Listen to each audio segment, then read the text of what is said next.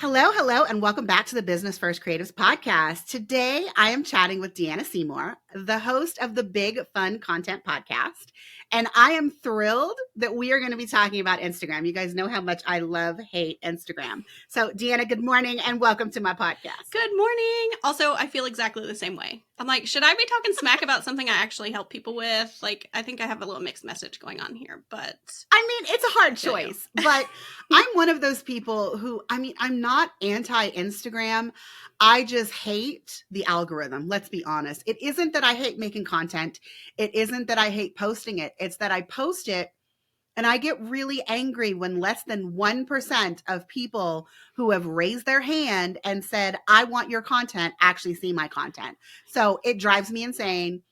And so because right now, technically, I haven't been on Instagram in my stories, like me on video, in months. Yeah. And people notice.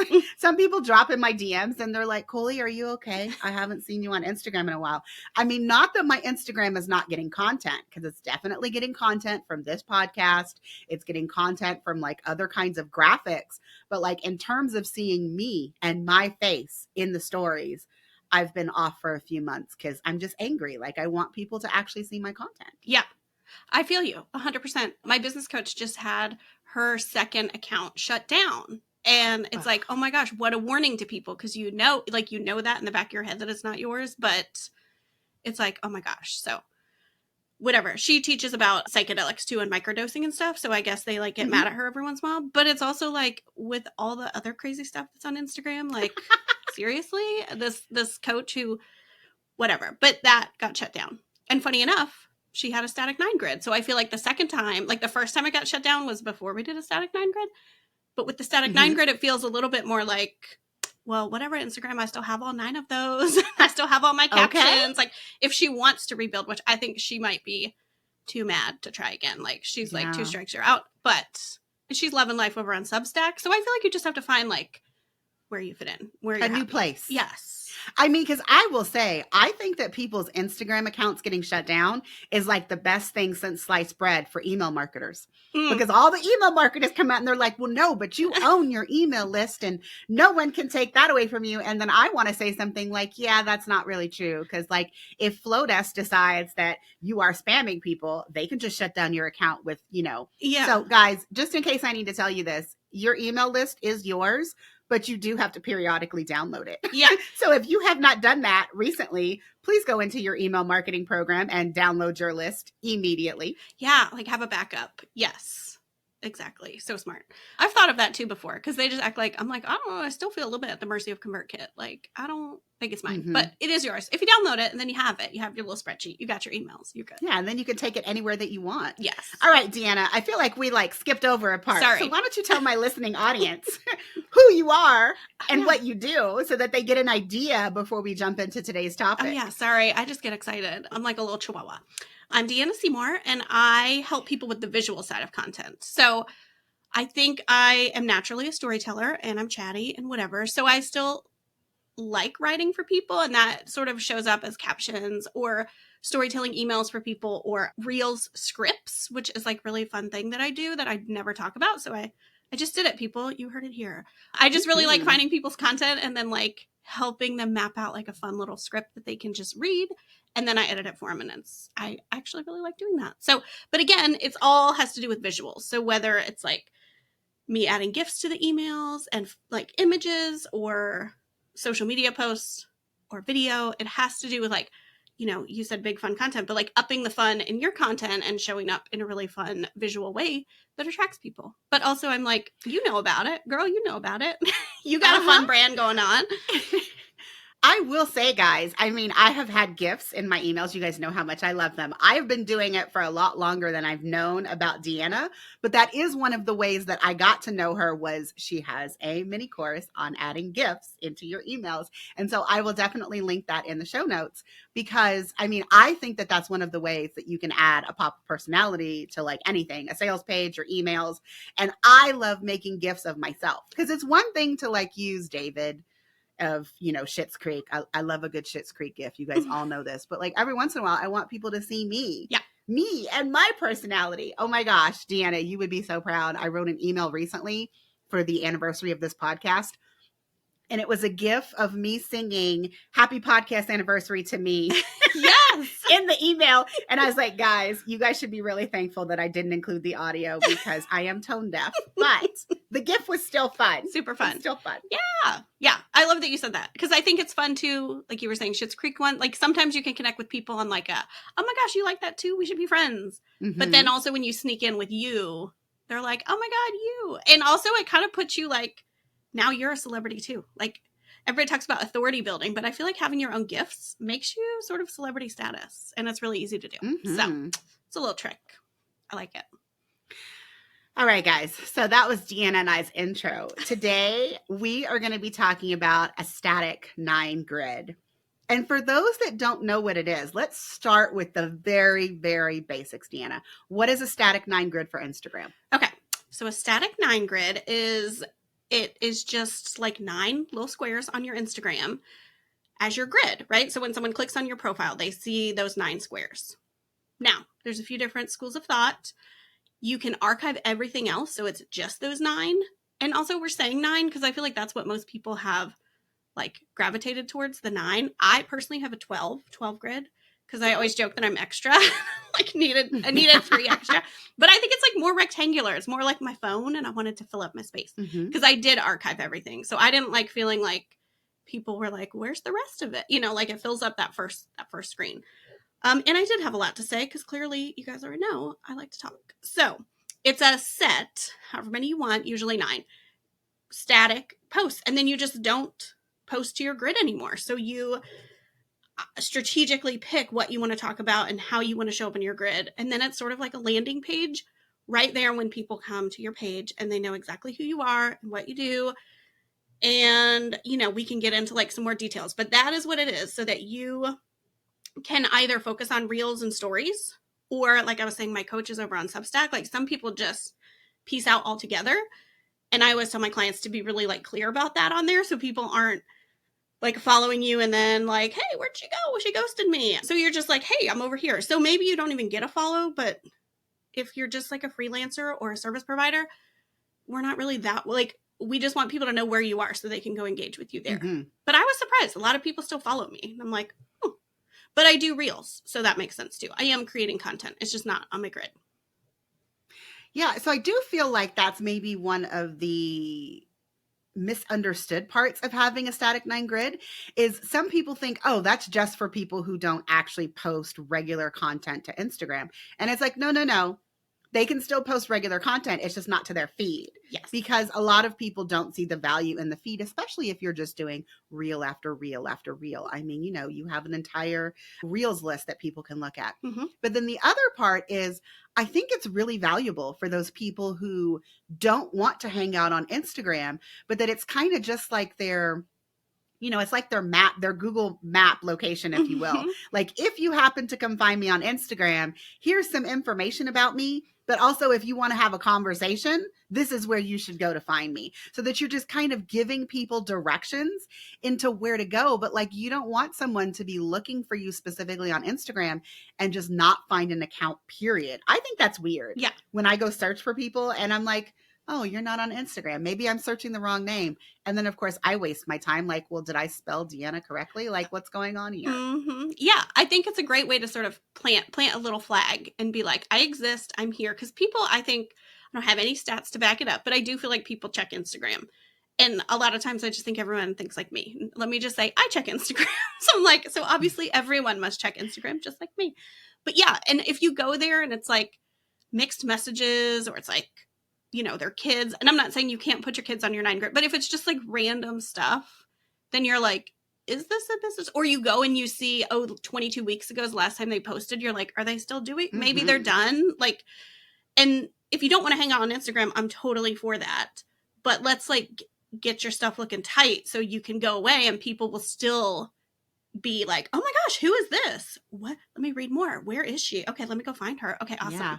It's a nice way to I mean, so like, you use the word tight. Yeah. You said, let's get your Instagram tight. Yeah. I heard the word cohesive because you're like, don't just be throwing up stuff and trashing and like, you know, not have it be cohesive. So if someone was, say, going to have this 9, and I know that you do this as a service. I mean, as a service, you are willing to help people strategize about what goes in each of the 9 grids, help them make the graphics, potentially write the captions. So guys, if you're listening to this and you're like, okay, this sounds really good, but I have no freaking idea what to put. I mean, Deanna's your girl. But for those people who are like the DIYers, the people who want to maybe think about it a little longer, like, what's the first step that you should do to getting a static 9 grid? Well, what I do, I'm very simple, is I just open up a blank Google Doc and I create a table. However, like 3x3, 3x4, however many squares you're going to make, and just start typing in, what do I think I need to cover? So I've heard people talk about it as like a landing page, or sort of like they want it to read like a landing page. I am from a baby from the 80s, and I like to think of it as like a mixtape or greatest hits. Ooh. Right? Hello. So like each square, you know, when you make a mixtape, there's either people listening that are like, what are you talking about, you old lady, you boomer? Like, what's a mixtape? I know what a mixtape is. I don't need to age myself, but I have many mixtapes. And you know, you like kind of put on a fast one, you put on a slow one, you got like a flow going to it. We're all like putting on our DJ hats when we made mixtapes. So I like to brainstorm, what do we want? Like, what is the purpose of your 9 grid? So if you're sticking around Instagram like I was, my purpose was definitely to let them know I'm not going to post on this grid anymore, but like, check out my stories, check me out on the Reels tab. So visually on your grid, the top center picture is right below the Reels tab. So I just want to make sure, like, I was a teacher and I know people don't always just intuitively know what to do. So my designs, if people are going to show up on the Reels, have a little arrow, and that square is about saying, don't worry, I'm still here and I'm going to work on Reels. So don't forget to click on this tab and go over there.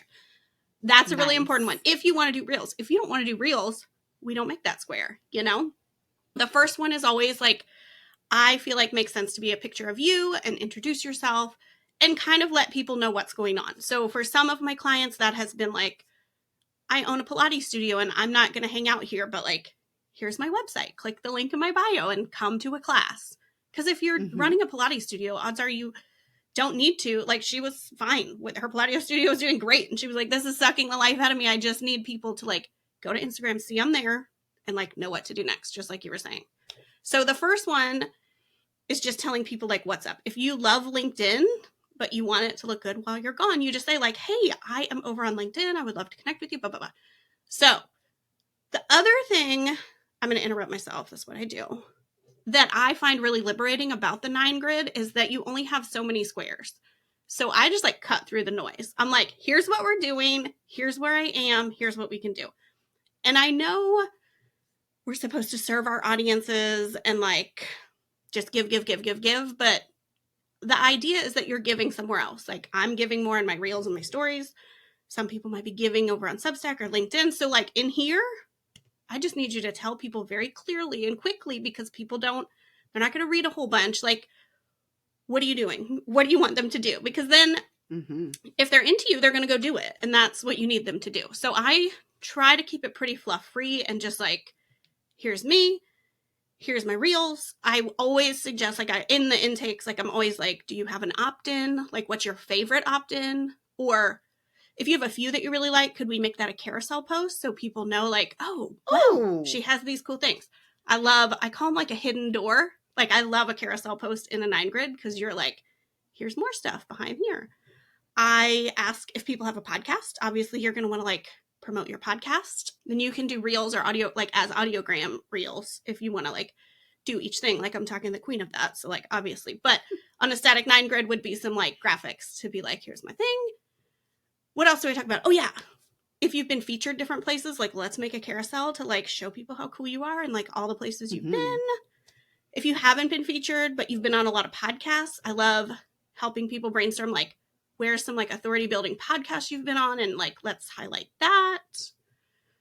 Oh, I'm trying to think. It's really different for everybody because everybody's journey is a little different, and everybody's where they're going or what the point is of their grid is a little different. I love having one for testimonials for sure. So for me, since I'm a visual person, like, I create graphics and lead magnets, I sort of double dipped in that, where I would like have a photo of a lead magnet that I made, but also the quote from the client who's like, oh my God, I love my thing. Da, da, da. Then you swipe and you're like, oh wow, in a static 9 grid. And that person's talking about how awesome I am. So I try to like jam pack as much concise information as I can. It's like, I'm just making this up now, so we'll try it out. It's like you're on Shark Tank, right? And you only have this amount of time to like convince somebody to take the next step with you.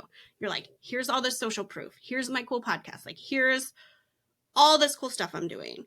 And then they can take the next step that feels right for them. If they don't listen to podcasts, it's not going to be that one, you know? I mean, all of that sounds amazing. And I'm thinking of like two schools of thoughts in my head. Number one, it's like having a visual elevator pitch. Yeah. Like that's what you said about Shark Tank. Like it's quick, it's concise, it doesn't have fluff. You shouldn't feel bad about selling because you want to make sure that they understand immediately what it is that you do and what offers you have. And then on the flip side, do you know what it was reminding me of? Like your website. Yeah. Like if you think about the menu bar on your website, you have an about me, you have a services page, you probably have a testimonials or a case studies page, you probably have a resources page. I mean, so if someone is stuck, it's like go to your website and basically get the best information that you can and do your first static 9 grid. Because I mean, another thing is how long are static grids like valid until they get stale? Yeah. I mean, is it going to be like bananas, you know, after 4 days, they get brown and mushy and are only good for banana bread? Like realistically, you spend a lot of time, hopefully, in making the static 9 grid, but how often should you revisit what's included in that static 9 to like update it and make sure that it is as accurate as possible? Oof, that's a great question. So mine has been up for 9 months, but I will tell you that I was super ready. I was like really clear, like, which is another reason why I archived a lot of stuff. Cause I just, you know, that's how you figure things out in business, right? You experiment. You're like, now I'm doing this. Now I'm doing this. Oh wait, now I'm doing this. So all of that was in the past in my feed. So I archived everything that made sense for me to get rid of all the like, me figuring it out. Like, I feel like we all talk about a growth mindset, but like doing your growth mindset and figuring out all your stuff in front of everyone on social can get a little confusing after a while for people. Yeah. They're like, okay, we see you figuring it out. So for me, I had done a lot of that and I feel really good about my static 9 grid. I also help people design their static 9 grid so they can change the caption. You can always go back and edit a caption if the name of the offer changes or something like that. So for the visuals, I try not to get so particular about it because I think like, okay, well, if they need to change this later, could they just edit it in the caption? So I wouldn't put like a price on anything. I wouldn't put anything too specific. If it's like your lead magnet, you're probably going to want to show what it looks like. So hopefully you don't change the name. But, and we all, if you're like, oh God, I've done that a million times. Me too. But I'm just saying, I narrowed it down. I had my stuff like pretty on lock, but I am working on a new one because little things have changed. Like I don't call my offer a VIP day anymore. Which I don't even know if it says VIP day. That might've just been in the caption. I think I just did graphic design and like listed what I do. And I still do that. So it probably said VIP day in the caption and it might still, but I feel like I checked that off my list. I was like, static 9 grids up. Here I come, reels and stories. Like, I mean, actually should go look. Now that we're talking, I'm like, I should go check on that. Well, I mean, because we all are trying, I think most of us are trying to limit the amount of time that we're spending on social media. And so if you think about the fact that Instagram has so many surfaces, you know, reels, stories, your feed, if you can limit how much you are spending on one of those surfaces, it gives you the motivation and the time to spend on the other surfaces. And I mean, you know, like reels are great, especially if they get shared, if they get liked, if the algorithm is forever in your favor, it will get shared to, you know, more and more people.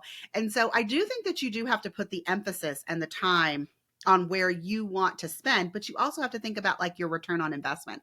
And I know a lot of people who were spending a lot of time on their feeds and they just weren't seeing that much of a return on their investment versus, you know, they post a reel and like it gets 1,000 views in like an hour. And it's like, oh, that's great. Like your feed post might get, well, your feed post might not ever get 1,000 views. Let's be honest. Yeah. I mean, so I think that all of that's good. And that was a really great strategic tip in terms of if you sit down and you plan this well and you aren't super specific in like, okay, book my Dubsado VIP day today. If instead I say something like, set up your Dubsado, or if I just have something that's like what I offer, I can always change the captions later. I'm going to remember that.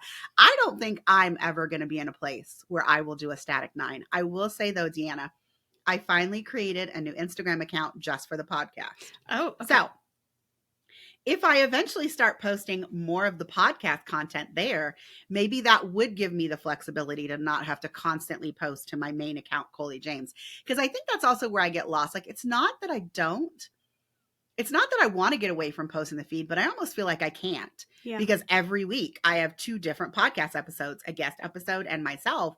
And I wouldn't want to not post my guest information because that just seems really shitty to me. Yeah. But I mean, that also means that I can't really have a static 9. Now, what if you want, okay, I know a few people who will actually like make a really great reel and they let it be in their profile grid for like a day. And then they remove it from the profile grid so that it'll be back to their static 9. So do you have any advice in terms of if you are going to have a static 9 and you are going to be focusing more on reels, should you be adding them to your profile grid for, you know, any amount of time before you take it off or not? What's your opinion? Well, actually, this is fun. I was working with Hello Audio for a little while on their reels, and Lindsay Padilla is a doctor. So let's be honest. She like wants some data. She's like an experimenter. And she was like, I think I'm going to try this. So I was like, okay, well, leave 3 up at a time. Cause I'm like, don't mess up your grid. So you put 3 across the top, which with my system of putting an arrow up, I feel like gets people like to know if it's right at the top, it points to the tab. But if you put 3 across the top, it's like, here's my 3 latest reels. Those are up there. And then when I post my 4th one, it like bumps it down. And so then I remove the first one. This is like hard to do without visuals, but you know what I'm saying? Like you post 1, 2, 3, then you post 4. So you have to, and then you unpin that 4th one. One. And you don't even have to pin them. You just share them to your grid and then you unshare them to your grid. Oh, that's true, because you won't be posting other stuff that, okay, I'm with you. So, okay, but now you brought a pinned post. So there's like so many layers to this. I could geek out forever. So you have to be like, Deanna, stop talking. The podcast is over when you're ready. So pinned posts, I think are cool in a static 9 grid because if you have something that happens like a summit, or I do a podcast series sometimes in the summertime, but also at Christmas, I do an anti-hustle holiday countdown. So I have 3 that go across the top for that. That's like, this is open these days, like sign up. And that can go up like a little billboard. And then you can unpin it and you can have one for like, you know, even if you open your membership every quarter, like membership's open, unpin it, membership's not open. So that's like a little signage you can pop at the top too and keep your grid there. So I think it's just nice. You kind of touched on this early too. Like we're always trying to cram so much into our bio of like, how can we say exactly what we do, who we are and what we do and how we serve there. Like we do so much and it's so hard to cram it in that tiny space that you can just like breathe a little and your whole 9 grid can become, like you were saying, like your website. Like this is who I am. This is what I do. This is how I can help you. This is who I've helped before. And it's like, amazing. Can you tell I love it? And I didn't even think about this. Technically, I mean, okay.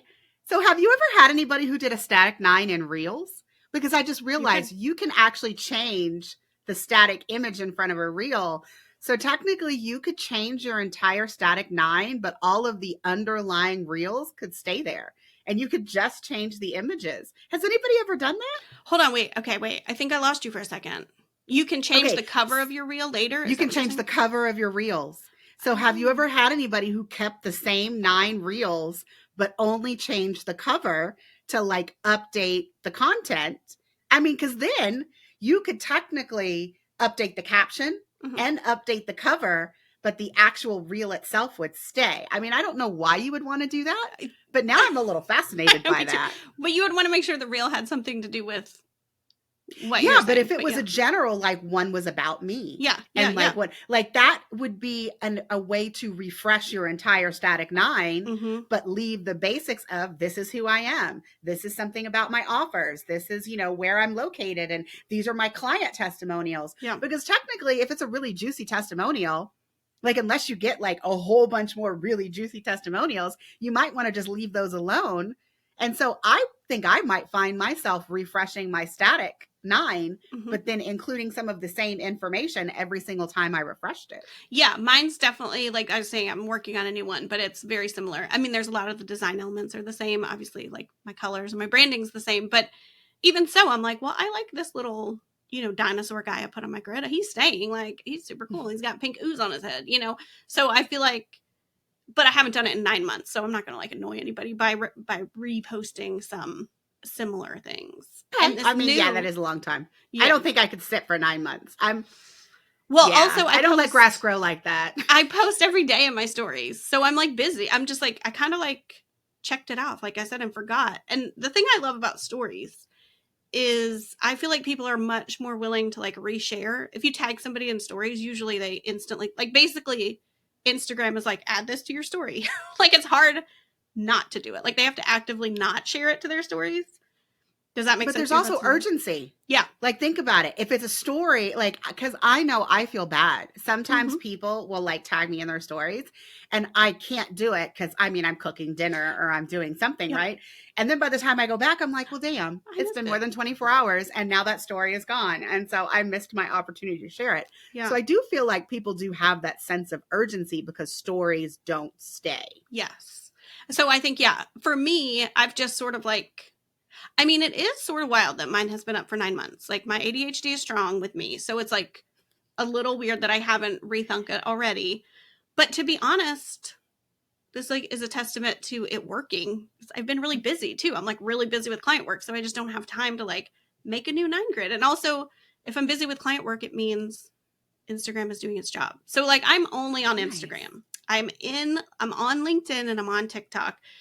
Because everybody acts like repurposing is like magic. The thing. I'm like, it doesn't do itself. Like I still have to do something. Like I still have to go there and do it. So it just like in my mind, I'm like, all my reels. Well, actually, Deanna, you don't. Well, that's true. So let's talk about that for just a second. Yes. I use Metricool. Well, I use Metricool, and in that respect, you can schedule it and you can just choose all the different platforms. Okay. And then very quickly, so like, for example, what I am really working on this year is I love repurposing, don't get me wrong.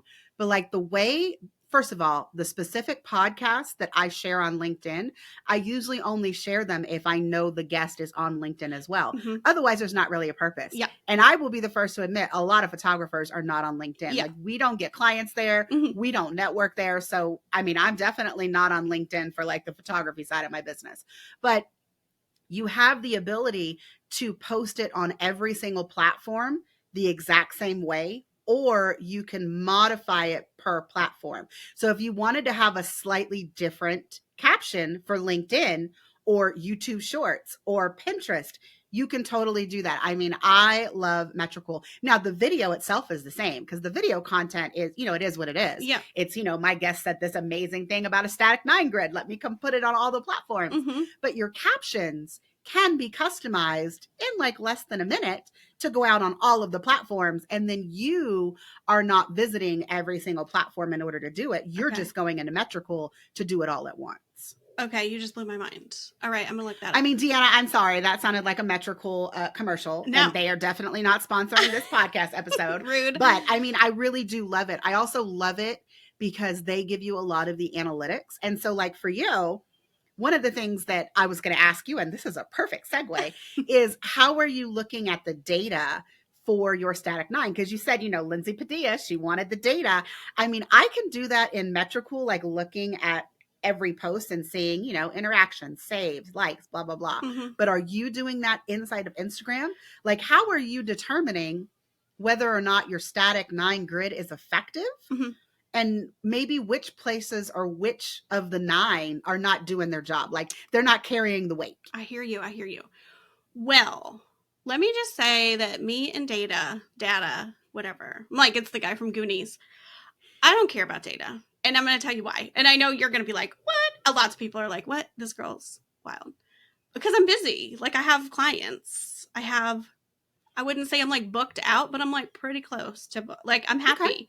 So in my mind, it's sort of It's for working. me, like diet culture. I don't own a scale because I am not like, I used to be entrenched in diet culture, and you would get on the scale and be like, okay, I'm really good. It's down. I'm doing great. I'm a great person. Or like, it's up. I'm terrible. I was awful. I did terrible stuff and I deserve to be punished. So for me, data and analytics, I don't even know how to say data. That's how much I don't care about data. It's like, I feel like I've had principles back when I was a teacher. I think I'm like getting triggered right now by like, because I was a teacher. I'm like, please don't talk about data. Maybe that's why I don't like it. Anyways, I find that sometimes I get too into it. I'm like in my head, and then I'm like, it's not good. It's not doing well. And so for me, I'm busy. And so I'm like, it's working. I click on it sometimes. And this is my thing. Usually the followers are always green. Like, I don't know by how much percentage, could be 1%, 2%, but I'm like, green, we're going in the right direction. Slow and steady wins the race. And then sometimes I log in and all 3 of them are green, but I'm doing reels, like I said. So I would say for me, it's like the purpose of the 9 grid, it was really just to free up my time and to like, I like stories. Like when I look at Instagram, I sort of go left to right. I go through stories. I don't really scroll up and down very much. I don't even really watch that many reels. And I just like stories, and I like to respond to stories, and I like to swipe the little things that's like a fire, and I like to answer people's polls. Answer polls. I do. It's just like, I knew that was coming. I like it. I like to make my voice heard. Just kidding. And I found that like I am connecting more with people on Instagram in the DMs, in my stories, as response to what I do. And I also share my client work a lot, which I think has more of a place, like feels like a better place to share it in stories. So like for a photographer, I think it'd be fun to like focus the family you just did and like tag them, and they'll probably reshare it, and you make a highlight. I also work with people when I do a static 9 grid. We get really strategic about what are your highlights. And like, you know, the first 4 or 5 are probably like, let's not even count on people scrolling over. Let's just like focus in on these. If we need to make a few extra, we can, but like get super serious. So for me as a graphic designer, I want to keep showing people what I'm working on. But I also like shouting out my clients. Like it's fun to say, I made this cool lead magnet. And also, you should totally get it, because I just like when every time I make a lead magnet, I'm like, oh my God, this is so good. Like I feel like I have it behind the scenes. I'm like, everyone needs this, you know, calendar or this like planner. I'm like, oh my gosh. So yeah, it's fun to share my clients, and it's easy for them to share me in the stories. I mean, speaking of lead magnets, so I recently redid one of my previous webinars, and I recorded it as a video training as a new lead magnet. And then I was like, but you know what? It would be really cool to make a private podcast version of it. And like, because the way that I thought about it was, if people are already listening to my podcast, they probably prefer to listen rather than watch. So I like slightly redid it and put it on Hello Audio. And that's the version that you get at like the beginning of some of my episodes. But I also love a good lead magnet. Like that's why when you said, if you do a static 9, like you can do a carousel post, I was like, I think I'm going to do a pinned carousel post by tomorrow. Yeah. Even though I don't have a static 9 of like my lead magnets, because it always feels weird to like just share the lead magnets individually inside of the feed, because my feed goes down. I mean, I'm probably posting like 10 to 15 things in my feed a week. And so, I mean, you know, it goes down really quickly, but having it be a pinned post is kind of interesting. Okay. I want to get back to the design part. Okay. Because this is where I suck. And I know that there are like 2 schools of thought. Some people have the static 9 or even the static 12 where it's literally like a poster and it's gotten cut. And so, you know, everything like goes together and it's like a puzzle piece. Yeah. And then you've got the people who they're creating each of their images separately, but together they just look cohesive. So how do you find, or what's your preference, first of all? Do you like the one that gets cut up like a poster, or do you like to have them individual? I love the one that gets cut up like a poster, but also like I'm me and I'm extra and it's really fun. But let me say why. This is my theory. This is only a theory. I think it's sort of like an interrupter to people. I know that back in the day, I feel like a while ago, the people would do the grids that were like, like sort of the puzzle piece thing. That was like a thing a while ago. But I just think, and not trying to be like a commercial for myself, because, you can do it too. But when I make these as a former art teacher of over a decade and like an artist my whole life, I treat it like a work of art. Like that sounds cheesy to say, canvas. But like, yes. Yeah, it's like my canvas. But I think that helps people, like, if they're in their stories and then they click on my name and they get to my page, they're like, whoa, what is this? Like, it's like, what is this? And I think that's step one to making them look at it. So I kind of feel like if it's just looks like posts that still look really nice together and cohesive and on brand, it still just thinks you're just going to a feed. And so they might look through it, but they might not. But I think if you have something that's like super over the top, and if you go to the ones I've made, I feel like I always tell my clients, I'm just going to go all in and then we'll take stuff out. Like, I'm just going to do it as much as I want to do it. And then you can be like, girl, let me be extra. Yeah. And then I'll tone it down. I'll just be super extra. Because I always am like, that's why you hired me. Like, you hired me because I'm a little extra and you still like me and you went ahead and we chatted and I'm doing it. So I go all in, and then sometimes we pull it back. And then sometimes they're like, oh my gosh, yes, this is wild, but I want to show up like this. But I think it is like an interrupter to people who are on Instagram, and then it makes them start reading. And I feel like if we're concise and we kind of keep it moving and there's some carousels, it's that mixtape thing again, right? Like, you don't want someone you can't put like 3 slow songs at the beginning of a mixtape. No one's going to keep listening. You got to like take them on that little journey and like speed it up and slow it down. And you got to do the subliminal messages if it's someone you have a crush on, like, like you got to work those in.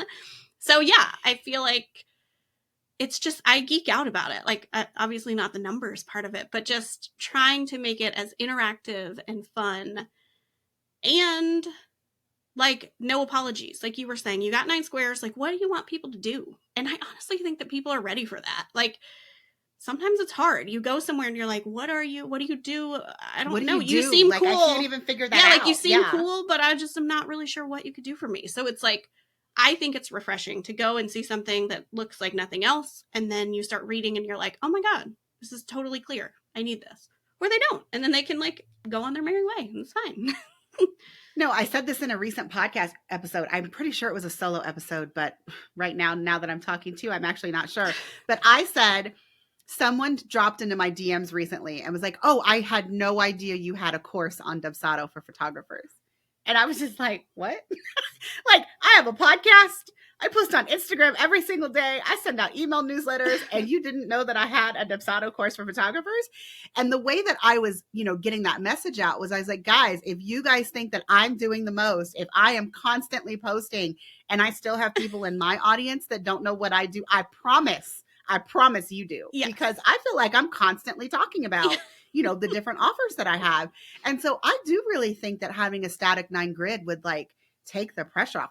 I think if I was to try it, I think I couldn't archive all my old stuff. Like, I just don't have the time for that. And I wouldn't want to pay my virtual assistant how much she charges me per hour to go in there and archive them for me. I mean, maybe I could have my 12-year-old do it. I mean, that's a possibility. Yeah. But I think I would be more likely to like do a static 9 or 12 at the top and then just not post. Well, here's what I think. This is what I think. See how it is. For the people who don't want to do the archive. Like, if you don't want to archive all old posts, do 3 across that explains what's below. Like, check out my archives, or like click, go dig deeper for more resources, or like make it look cute, make it that last row that works with your 9 grid so that people know what to do. And maybe just skim it and take out anything that's like, you're like, oh my gosh, I forgot I did that experiment where I offered this type of session that no way do I want to do that ever again. I archive on a regular basis. I mean, literally this morning. So when I do the weekly podcast, and guys listening, if you didn't know I did this, now you do. So like, for example, Deanna, when this episode airs, I'm going to have at least 2 to 3 videos of you or me talking about this episode. I'm going to have 2 to 3 quote cards, but I do not leave all 6 of them in my grid. Like, Sometimes I leave the ones that are the best performing. Sometimes I leave the ones that I think are the most interesting. But like, I'm going to narrow it down to either one or two from this episode because I have so much stuff in my feed. Mm-hmm. I don't want someone to like be scrolling and, you know, like 3 rows are from this one guest on this one podcast episode. Yeah. So I'm really good about archiving. Smart. I mean, and technically with the reels, if I'm adding the videos as reels, they're not even getting archived. They're still in the reels feed. Mm-hmm. Yeah. They're just not on my profile grid anymore. Exactly. But right now I've got 3 pinned across. One is about my done for you setups. One is about my course. And I literally can't remember what the third one is. It needs to be client testimonials. I'm just putting this out there. I don't know what it is right now, but it needs to be client testimonials.